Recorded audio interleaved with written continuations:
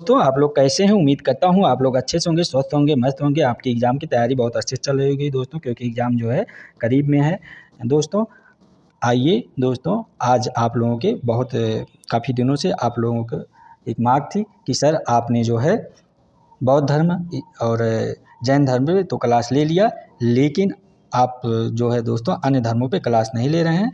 इसलिए जो दोस्तों आप लोगों की मांग पे मैं जो है इस्लाम धर्म और ईसाई धर्म पर क्लास लेकर आया हूँ। जो दोस्तों छोटा सा टॉपिक है, हालांकि यहाँ से तो बहुत क्वेश्चन नहीं पूछे जाते हैं, लेकिन हमारे कुछ दोस्तों की मांग थी, जिसलिए ये क्लास जो है मैं लेकर आया हूँ। दोस्तों मैं पुजारी यार आप सभी का अपने यूट्यूब चैनल में स्वागत करता हूँ। दोस्तों आप इसका फिगर देख के तो समझ ही गए होंगे दोस्तों, इस्लाम धर्म और ईसाई धर्म जो है ये दोस्तों जो आपका पहला फिगर है ये आपका, ये दोस्तों इस्लाम धर्म की मस्जिद है दोस्तों, ये आपका। और ये जो दूसरा फिगर है दोस्तों ईसाई धर्म का चर्च है, यानी कि धार्मिक स्थान है दोस्तों, जहाँ पे जैसे हिंदू धर्म अपने मंदिर में पूजा पाठ करते हैं, ऐसे इसी प्रकार दो इस्लाम धर्म के लोग मस्जिदों में अपना जो है पूजा अर्चना करते हैं, ईसाई धर्म के लोग चर्च में पूजा अर्चना करते हैं। दोस्तों ये जो है देखकर सिंधी आप तो समझे गए होंगे कि ये इस्लाम धर्म की मस्जिद है, और ये जो दूसरा है चर्च है ईसाइयों का धार्मिक स्थान। दोस्तों आते हैं देखते हैं कि अब आप लोगों के बीच कौन सा प्रश्न है। ये दोस्तों आ गया आपका इस्लाम धर्म। इस्लाम धर्म का पहला प्रश्न क्या है दोस्तों, देखते हैं। तो प्रश्न उत्तर नंबर 1 है आपका दोस्तों, इस्लाम धर्म क्या है। प्रश्न उत्तर 1 नंबर कह रहा है दोस्तों इस्लाम धर्म क्या है। तो आपका उत्तर है दोस्तों, हजरत मोहम्मद साहब ने जिस धर्म की स्थापना की वह इस्लाम धर्म कहलाता है, अर्थात इस्लाम धर्म के प्रवर्तक आपके दोस्तों हजरत मोहम्मद साहब हैं आपका। और दोस्तों इस्लाम धर्म के प्रवर्तक को जो है हजरत मोहम्मद साहब, जिस प्रकार जो दोस्तों बौद्ध धर्म के महात्मा बुद्ध हैं, जैन धर्म के महावीर स्वामी, उस प्रकार इस्लाम धर्म के प्रवर्तक हजरत मोहम्मद साहब हैं। आपका अगला प्रश्न देखते हैं दोस्तों क्या है। प्रश्न उत्तर नंबर 2, ये दोस्तों कह रहा है कि हजरत मोहम्मद साहब का जन्म कब और कहाँ हुआ। प्रश्न 2 कह रहा है दोस्तों हजरत मोहम्मद साहब का जन्म कब और कहाँ हुआ। तो दोस्तों आपका उत्तर है 571 ईस्वी में अरब के मक्का नामक शहर में हजरत मोहम्मद साहब का जन्म हुआ है दोस्तों। 571 ईस्वी में अरब के मक्का नामक शहर में इनका जन्म हुआ दोस्तों। और इनके बचपन का नाम है दोस्तों मोहम्मद बिन अब्दुल्ला, इनका बचपन का नाम है ये हजरत मोहम्मद साहब के। आपका दोस्तों अगला प्रश्न देखते हैं क्या है। प्रश्न उत्तर नंबर 3, ये क्या कह रहा है दोस्तों। प्रश्न उत्तर नंबर 3, इनके माता पिता का क्या नाम था। दोस्तों ये प्रश्न उत्तर नंबर 3 कह रहा है आपका इनके माता का और पिता का नाम क्या था। तो आपका उत्तर है दोस्तों माता का नाम इनके अमाना था और पिता का नाम इनके दोस्तों अब्दुल्ला था। और ये दोस्तों कुरैशी परिवार के थे, ये लोग कुरैशी परिवार से मिलान करते थे दोस्तों। इनका पालन पोषण दोस्तों इनके चाचा जो थे आपके अबू तालिब ने किया था, क्योंकि दोस्तों ये जो थे मोहम्मद साहब, इनका बचपन में इनके माँ जो है माता पिता का डेथ हो गया था, अर्थात मृत्यु हो गया था, जिस कारण इनका पालन पोषण इनके चाचा अबू तालिब ने किया था। आपका अगला प्रश्न है दोस्तों प्रश्न उत्तर नंबर 4, ये क्या कह रहा है दोस्तों, हजरत मोहम्मद साहब का विवाह किस उम्र में और किसके साथ हुआ था। प्रश्न उत्तर नंबर 4 कह रहा है दोस्तों हजरत मोहम्मद साहब का विवाह किस उम्र में और किसके साथ हुआ। तो आपका उत्तर है दोस्तों हजरत मोहम्मद साहब का विवाह 25 की उम्र में खदीजा नामक विधवा से हुआ था दोस्तों। और मोहम्मद साहब की जो मोहम्मद साहब हैं आपके 40 वर्ष की उम्र में जो है दोस्तों अल्लाह का संदेश इन्हें मिला। वे संदेश जो मिले वे नबी और रसूल हैं के नाम से जाने जाते हैं। यह संदेश जो है आपका फरिश्ता जिब्राइल के द्वारा प्राप्त हुआ इनको मोहम्मद साहब को दोस्तों। आपका अगला प्रश्न दोस्तों प्रश्न उत्तर नंबर 5, ये क्या कहता है दोस्तों, नबी और रसूल किसे कहते हैं। आपका प्रश्न 5 कहता है नबी और रसूल किसे कहते हैं।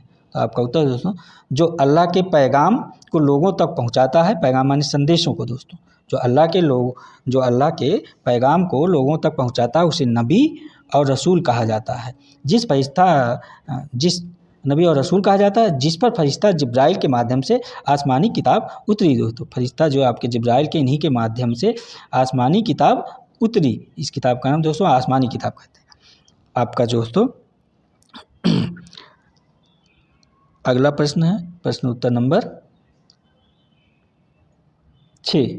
आपका प्रश्न उत्तर नंबर 6 क्या कह रहा है दोस्तों, आइए देखते हैं। इस्लाम धर्म के अनुसार कितने रसूल आसमानी किताब उतरी। प्रश्न 6 कह रहा है दोस्तों, इस्लाम धर्म के अनुसार कितने रसूल पर आसमानी किताब उतरी।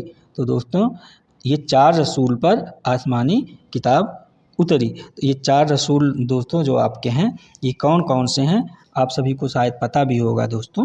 ये इनके नाम हैं दोस्तों। जो आपका पहले रसूल है उसका नाम है दोस्तों नंबर 1 हज़रत मोहम्मद कुरान, और नंबर 2 जो है दोस्तों उसका नाम है हज़रत ईसा इंजील, और नंबर 3 है दोस्तों जो उसका नाम है हज़रत मूसा तौरेत, और जो 4 नंबर और आखिरी है दोस्तों इसका नाम है हज़रत दाऊद जुबैर, ये चौथा है दोस्तों। इस प्रकार जो है ये 4 हैं दोस्तों। ये पहला है हज़रत मोहम्मद कुरान, दूसरा है हज़रत ईसा इंजील, तीसरा है दोस्तों हज़रत मूसा तौरेत, और चौथा है हज़रत दाऊद जुबैर। उसको दोस्तों आप लोग नोट कर सकते हैं। आपका देखते हैं अगला प्रश्न क्या है दोस्तों, प्रश्न उत्तर नंबर 7।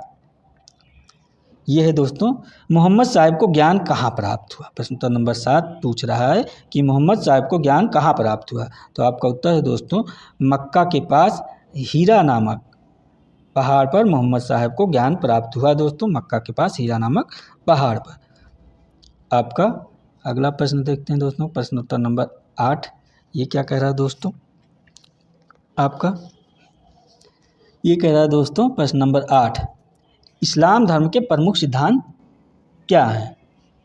तो इनके प्रमुख सिद्धांत हैं दोस्तों, आपका उत्तर है इस्लाम धर्म के प्रमुख सिद्धांत क्या हैं। इनका सिद्धांत है एक ईश्वर की पूजा करना, अर्थात एक ईश्वर अल्लाह जो है एक है उसी की पूजा करना दोस्तों। इनका सिद्धांत ईश्वर एक है जिसको ये अल्लाह के नाम से जानते हैं, उसी की पूजा अर्चना करना है।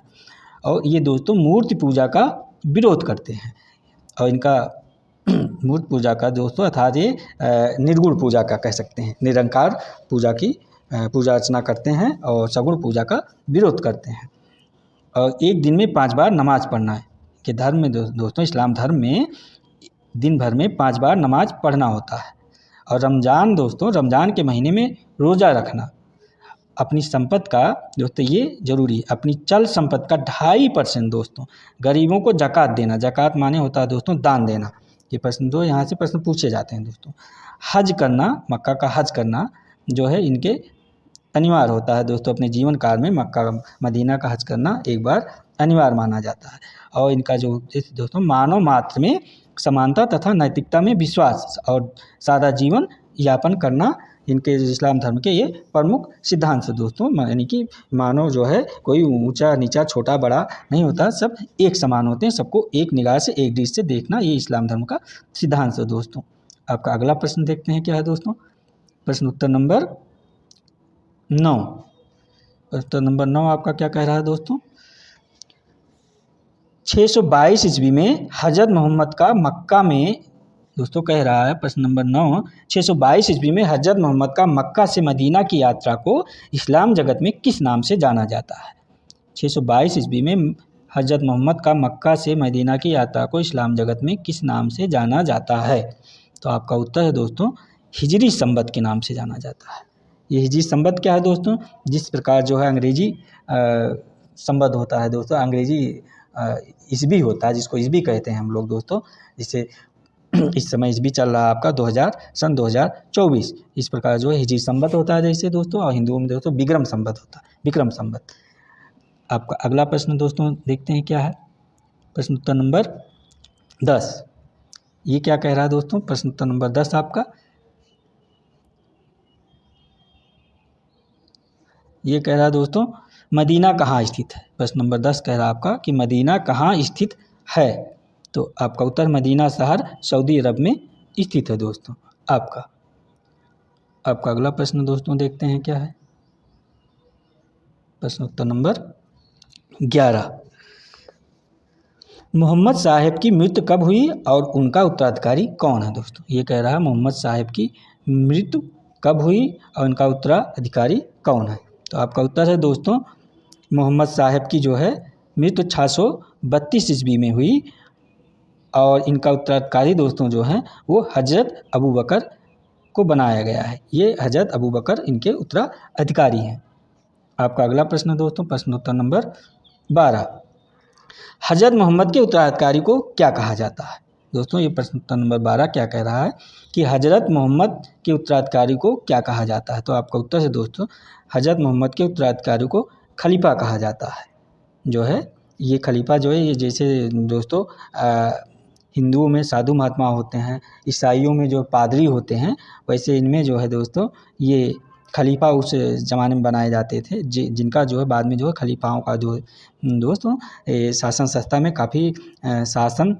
काफ़ी हस्तक्षेप होने लगा। सुल्तान जो है बिना खलीफा के आशीर्वाद के सुल्तान नहीं बन सकते थे। बाद में हालांकि इसमें धीरे धीरे दोस्तों परिवर्तन हुआ, जो है कुछ सुल्तानों ने, बादशाहों ने इनके पालन का उल्लंघन करने लगे जो है दोस्तों, और इसमें परिवर्तन हुआ। और खलीफा के जो आपके खलीफा हैं दोस्तों, अभी तक जो है कितने खलीफा हुए हैं? तो अभी तक दोस्तों ये जो खलीफा हुए हैं आपके 4 खलीफा हुए हैं। अभी तक इनमें 4 खलीफा हुए हैं दोस्तों टोटल, जिसमें जो है ये पहले खलीफा आपके हैं, आपके दोस्तों जो पहले खलीफा हुए हैं, ये इनका नाम है दोस्तों हज़रत अबू कर। आप इसको नोट कर सकते हैं दोस्तों, पहले खलीफा का नाम है हज़रत अबू कर, और दूसरा जो है खलीफा है उनका नाम है हज़रत उमर, और जो तीसरे खलीफा इनके हैं दोस्तों उनका नाम है हज़रत उस्मान, और जो चौथे खलीफा हैं दोस्तों उनका नाम है, चौथे और आखिरी खलीफा हज़रत अली इनका नाम है दोस्तों। इस प्रकार ये 4 खलीफा दोस्तों हुए हैं। आइए देखते हैं अगला प्रश्न क्या है दोस्तों आपका, प्रश्न उत्तर नंबर 13 क्या कह रहा है? तो ये कह रहा है दोस्तों, मोहम्मद साहिब की पुत्री और दामाद का क्या नाम था? प्रश्न उत्तर नंबर 13 दोस्तों, मोहम्मद साहिब की पुत्री और दामाद का क्या नाम था? तो इनकी पुत्री का जो दोस्तों नाम था फातिमा, और दामाद का नाम था अली। इससे आप दोस्तों जान ही गए होंगे कि मोहम्मद साहिब के जो है कोई पुत्र नहीं प्राप्त हुए थे, इनके कोई पुत्र नहीं था, मात्र एक पुत्री थी, उसका नाम फातिमा था, जिससे शादी हुई थी, उसका नाम अली था दोस्तों। आपका अगला प्रश्न दोस्तों क्या है? प्रश्न उत्तर नंबर 19। ये प्रश्न उत्तर नंबर 19 दोस्तों क्या कह रहा है आपका? ये प्रश्न उत्तर नंबर 19 कह रहा है दोस्तों आपका, हज़रत इमाम हसन और हज़रत इमाम हुसैन कौन थे? आपका 19 कह रहा है हज़रत इमाम हसन और हज़रत इमाम हुसैन कौन थे? तो दोस्तों ये जो आपका उत्तर है हज़रत मोहम्मद साहिब के नवासे थे। हज़रत इमाम हसन और हज़रत इमाम हुसैन हज़रत मोहम्मद साहिब के नवासे थे, अर्थात नाती थे, यानी कि इनके पुत्री के पुत्र थे दोस्तों। आपका अगला प्रश्न क्या है दोस्तों? प्रश्न उत्तर नंबर 20। ये क्या कह रहा है दोस्तों आपका, इस्लाम धर्म का अर्थ क्या है? प्रश्न 20 कह रहा है दोस्तों कि इस्लाम धर्म का अर्थ क्या है? तो इस्लाम धर्म का अर्थ है आपका उत्तर दोस्तों अल्लाह को समर्पण, अल्लाह को अपने आप को समर्पित कर देना ही इस्लाम धर्म का अर्थ है दोस्तों। आपका अगला प्रश्न दोस्तों देखते हैं क्या है, प्रश्न उत्तर नंबर 21 ये क्या कह रहा है दोस्तों, मुसलमानों का धार्मिक ग्रंथ क्या है? तो दोस्तों आपका उत्तर है मुसलमानों का धार्मिक ग्रंथ कुरान है। कुरान के अनुसार ही दोस्तों ये अपने कल्चर को अपनाते हैं, रहन सहन, खाना पीना, उठना बैठना, पूजा अर्चना, अर्थात कितनी बार नमाज पढ़ना है, कितनी जो है कैसे ज़कात करना है दोस्तों, ये सब ये अपने इनका पवित्र ग्रंथ जो कुरान है उसी का पालन करते हैं, उसी के अनुसार करते हैं इस्लाम धर्म के लोग। आपका अगला प्रश्न दोस्तों है, देखते हैं क्या, प्रश्न उत्तर नंबर 22। हज़रत मोहम्मद साहिब के समय अरब साम्राज्य का शासन केंद्र कहाँ था? प्रश्न 22 कह रहा है दोस्तों कि हज़रत मोहम्मद साहिब के समय अरब साम्राज्य का शासन केंद्र कहाँ था? तो अरब साम्राज्य का उस समय दोस्तों आपका उत्तर है शासन केंद्र मक्का में था। आपका अगला प्रश्न है दोस्तों प्रश्न उत्तर नंबर 23। ये क्या कह रहा है दोस्तों आपका, प्रश्न उत्तर नंबर 23 ये कह रहा है दोस्तों इस्लाम धर्म में प्रमुख रूप से कितने संप्रदाय हैं? इस्लाम धर्म में प्रमुख रूप से कितने संप्रदाय हैं? तो ये आपके जो है उत्तर हैं दोस्तों, इस्लाम धर्म का प्रमुख संप्रदाय शिया और सुन्नी है। आप देखते होंगे दोस्तों शिया और सुन्नी में काफ़ी वैमनस्य चलता रहता है दोस्तों, शिया कहते हैं हम उच्च हैं और सुन्नी कहते हैं हम उच्च हैं धार्मिक रूप से। आपका अगला प्रश्न देखते हैं दोस्तों क्या है, प्रश्न उत्तर नंबर 24। ये कह रहा है दोस्तों मोहम्मद साहब की जीवनी किसने लिखी। प्रश्न उत्तर नंबर 24 कह रहा है दोस्तों कि मोहम्मद साहब की जीवनी किसने लिखी है। तो जो मोहम्मद साहब की जीवनी लिखे हैं दोस्तों, आपका उत्तर है, उनका नाम है इब्न इसाक। इब्न इसाक ने मोहम्मद साहब की जीवनी लिखी है। आपका अगला प्रश्न है दोस्तों, प्रश्न उत्तर नंबर 25, हजरत मोहम्मद साहब का मकबरा कहाँ है। तो आपका उत्तर है दोस्तों, हजरत मोहम्मद साहब का मकबरा कहाँ है, प्रश्न कह रहा है। तो आपका उत्तर है दोस्तों, मदीना शहर में हजरत मोहम्मद साहब का मकबरा है। मदीना शहर में जो मस्जिद है, मस्जिद का नाम है मस्जिद नबवी। मस्जिद नबवी के नाम से प्रसिद्ध है। अकबर हजरत मोहम्मद साहब का मकबरा मदीना शहर में है, जो मस्जिद नबवी के नाम से प्रसिद्ध है। आपका अगला प्रश्न है दोस्तों, प्रश्न उत्तर नंबर 26।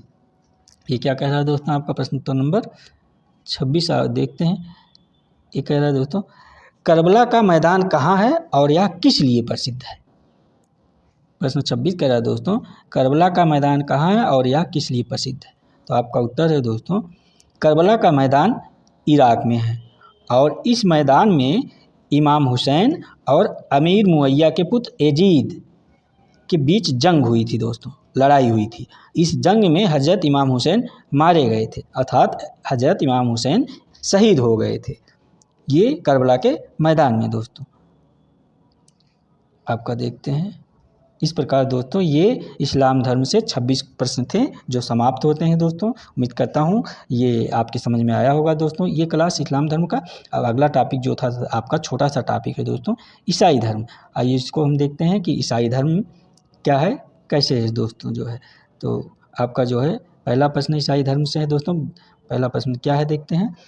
प्रश्न उत्तर नंबर 1 है ईसाई धर्म का। यह क्या कह रहा है, ईसाई धर्म के प्रवर्तक कौन थे। तो आपका उत्तर है दोस्तों, ईसाई धर्म के जो प्रवर्तक हैं वो ईसा मसीह हैं। इनका नाम जो है दोस्तों जीसस क्राइस्ट जिसे कहते हैं, जो ईसा मसीह को ही जीसस क्राइस्ट कहते हैं दोस्तों। आपका अगला प्रश्न देखते हैं दोस्तों क्या है।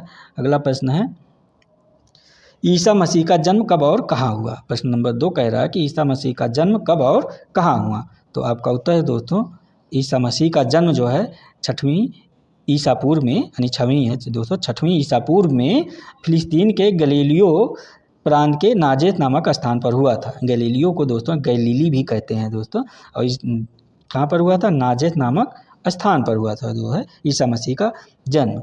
अब आप जानते हैं दोस्तों, अपने इंडिया में यानी कि भारत में दोस्तों हमारे नाजेत नाम से काफ़ी जो है अस्पताल हैं जो सुविधा युक्त हैं, काफ़ी लग्जरी हैं, जो अच्छे अच्छे जो अस्पताल हैं इस नाजेत नाम से, जहाँ पे इलाज अच्छे होते हैं दोस्तों। और ईसाई धर्म के जो है अपने इंडिया में जो देखते हैं दोस्तों, काफ़ी ईसाई मशीनरी है, चर्च है, स्कूल है, कॉलेज हैं, जो कि शिक्षा और स्वास्थ्य के क्षेत्र में इनका काफ़ी योगदान है दोस्तों।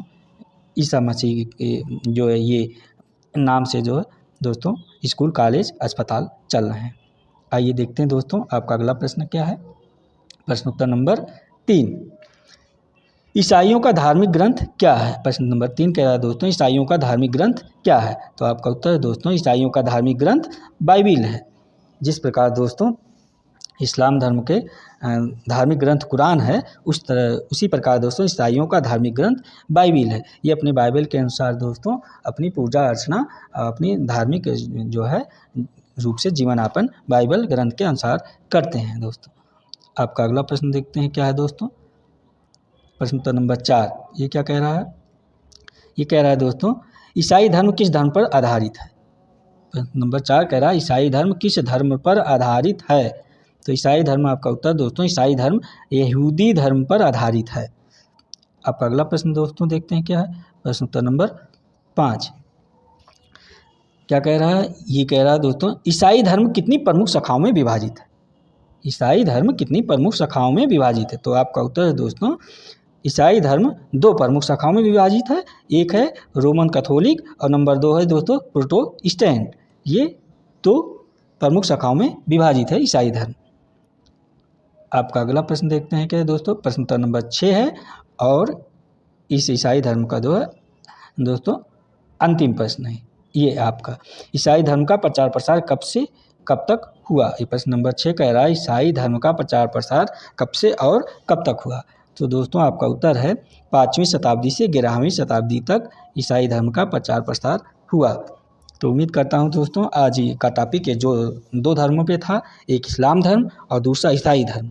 तो ये छोटा टॉपिक था दोस्तों, आप लोगों के जो है काफ़ी मार्क पर मैं इस टॉपिक को लेके आया हूँ। हालांकि यहाँ से बहुत प्रश्न नहीं पूछे जाते हैं दोस्तों, लेकिन आप लोगों का मांग था इसलिए लेकर आया था दोस्तों। अगर ये क्लास आप लोगों की समझ में आई होगी तो दोस्तों एक लाइक कर दीजिएगा चलते चलते आप लोग, और दोस्तों इस क्लास को शेयर कर दीजिएगा ताकि इस क्लास का लाभ और आप जैसे लोगों को प्राप्त हो सके दोस्तों। और दोस्तों आप लोगों से एक अंतिम रिक्वेस्ट है कि हमारे यूट्यूब चैनल को सब्सक्राइब ज़रूर करें, और ताकि आप लोगों को हमारे क्लास का नोटिफिकेशन अगर आए तो सबसे पहले प्राप्त हो। दोस्तों आप सभी का धन्यवाद, थैंक यू वेरी मच।